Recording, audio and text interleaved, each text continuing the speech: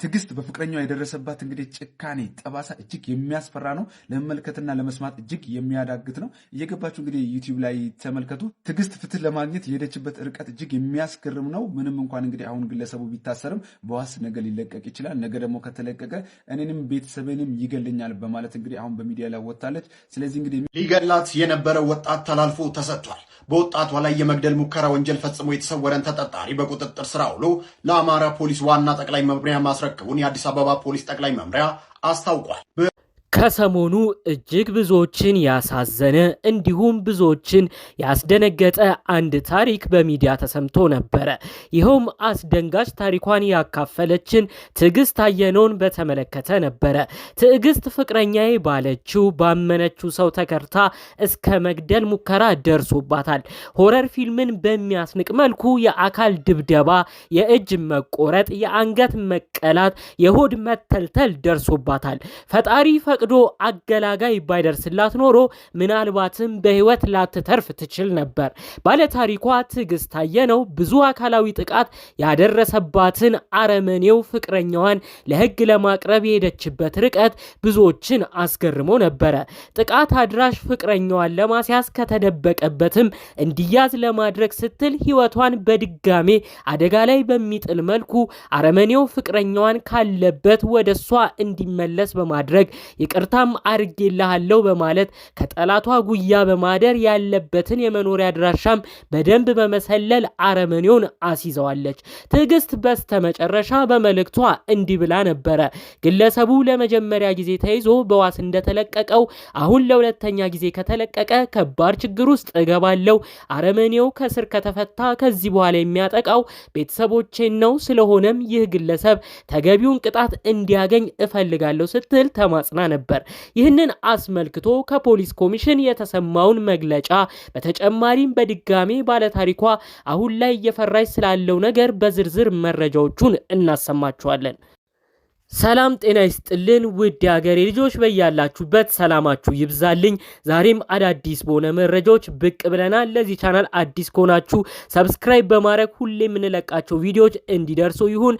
እንግዲህ ያው የዛሬ መረጃዎችን ሳስተላልፍላችሁ ድምጼም ግሮሮም ጥሩ አይደለም። እንግዲህ ጉንፋን ነገር ይዞኛል። ለሱም አስቀድሜ ይቅርታን በመጠየቅ ነው ወደ መረጃዎቼ እማመራው። ህግ አለ በሚባልበት ሀገር በዚህ ልክ የሰው ልጅ ጭካኔ ያውም ከራሷ በላይ የምትወደው የፍቅር አጋሯ ያቀፈውን ገላ በቢላ ካንገቷ እስከ ሆዷ እንደ ጨርቅ በመተልተል ያደረሰባት ግፍን ለመስማት ይከብዳል። ተወርቶም ተጽፎም አያልቅም። ይህን የወንጀለኛ ለህግ ለማቅረብ የሄደችበት ርቀት ከቃል በላይ ነው። ብዙዎችም የተገረሙበት ጉዳይ ነው። ጉዳዩን አስመልክቶ የአዲስ አበባ ፖሊስ ይህም ብሏል።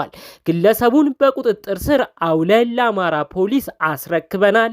በወጣቷ ላይ የመግደል ሙከራ ወንጀል ፈጽሞ የተሰወረን ተጠርጣሪ በቁጥጥር ስር አውሎ ለአማራ ፖሊስ ዋና ጠቅላይ መምሪያ ማስረከቡን የአዲስ አበባ ፖሊስ ጠቅላይ መምሪያ አስታውቋል።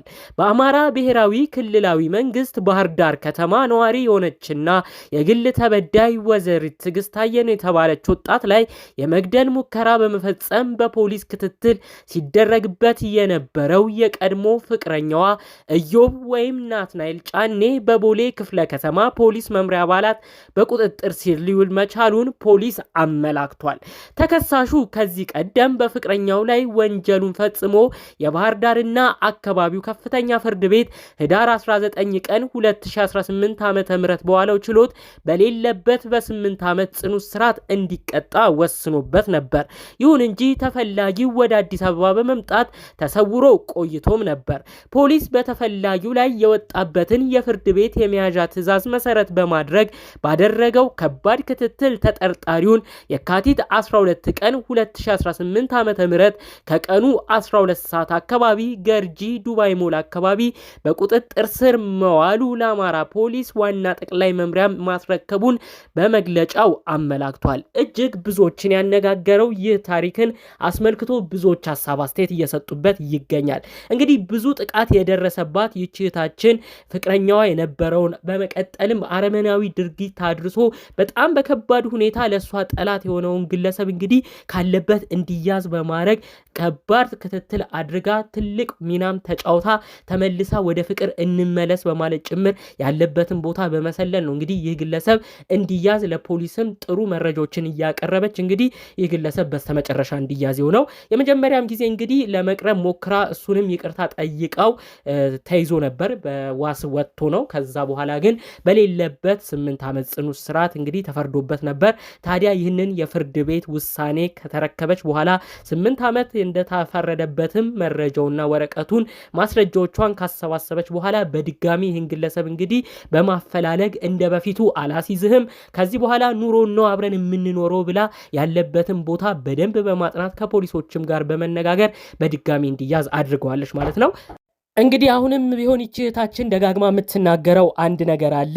እኔ አሁን ለኔ አይደለም የምፈራው ለቤተሰቦቼ ነው። እሱም ደጋግሞ ይዝታል፣ ብዙ ንግግሮችንም ይናገረኛል ያለችው። በድጋሚ ይህ ግለሰብ ከወጣ ለቤተሰቦቼ ነው በጣም የምፈራው ብላ ደጋግማ ተናግራለች። ታዲያ አሁን ከዚህ በኋላ በዋስ እንዳይወጣ ይህም የእስር ጊዜው ጽኑ ሆኖ በደንብ ቅጣቱን እንዲቀበልም ነው እንግዲህ ተማጽኗን ስታሰማ የነበረው። የአዲስ አበባ ፖሊስ እንግዲህ ከሷ ጎን ለጎን በመሆን ብዙዎችን መረድተዋት ይህን ግለሰብ እንዲያዝ አድርገዋል። ይሄ ውሳኔ የተወሰነው ክሱም ሁሉም ነገር የተመሰረተው በባህር ዳር ከተማ ነው። ታዲያ ለባህር ዳርም አሳልፈው የሰጡት በዚህ ጉዳይ ነው ማለት ነው። እሷ በፌዴራል ጉዳዩን ቢታይ ደስ ይለኛል ስትል መልእክቷን አስተላልፋለች ተብሎም በተለያዩ ቦታዎችም በዚሁ ሐሳቧ ሲሰማ ነበር ማለት ነው።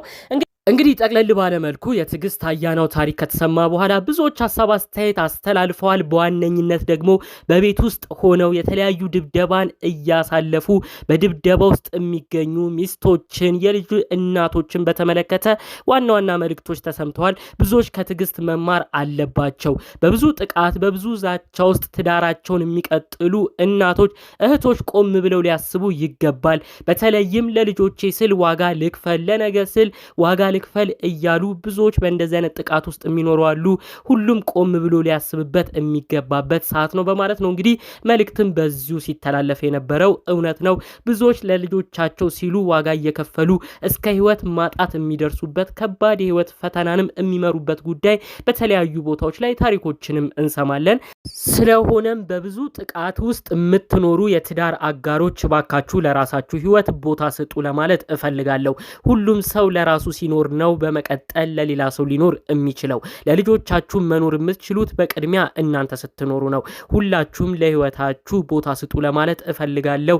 በከባድ የትዳር ሁኔታ ውስጥ የምትገኙ ሰዎችም ቆም ብላችሁ እንድታስቡ ደጋግሜ መልእክቴን በማስተላለፍ የዛሬን መረጃዎችን እዚህ ላይ አበቃለሁ። በሌሎች አዳዲስ ጉዳዮች እስክንገናኝ ሰላሙን ሁሉ ተመኘውላችሁ። ሰላም።